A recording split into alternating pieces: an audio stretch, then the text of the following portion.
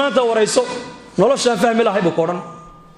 faqiirkii u tag nolosha fahmi lahay taajirkii u tag nolosha fahmi lahay madaxii u tag nolosha fahmi lahay milyoneerkii u tag nolosha fahmi lahay kii miiga joogay noloshu fahmi lahay kii magaalo joogay noloshu fahmi lahay kii afrika joogay noloshu fahmi lahay kii qaaradda u tallaabay qaaradaha gaalada noloshu fahmi lahay kii dayaxa tagay noloshu fahmi lahay ninbaa maalin dhawata qisa cajiib ay sheegeen 2017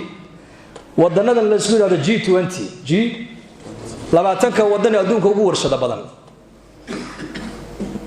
maal qabeenadoodii baa shir wadanka Geneva leeyahay isku yimaadeen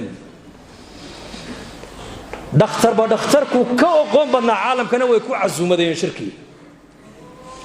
waxay yiraahdeen raggani waa raggii adduunka ugu dhaqaalaha badnaa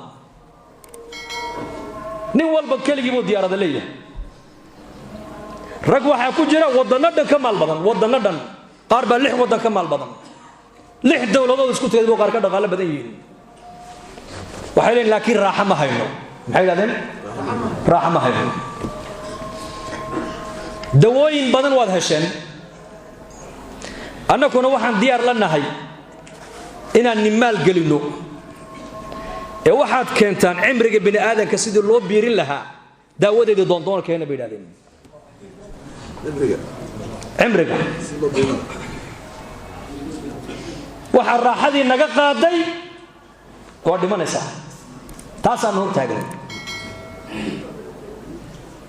gabowgii waa la tacaalaa bay yiraahdeen oo dawooyin iyo sport iyo waxbaan sameeynaa bay yiraahdeen haye iyo cunto fiican iyo laakiin tan hor taagan in habeenkii ka seexan laanahay waa mawdkii xal u keena ma keeni karaan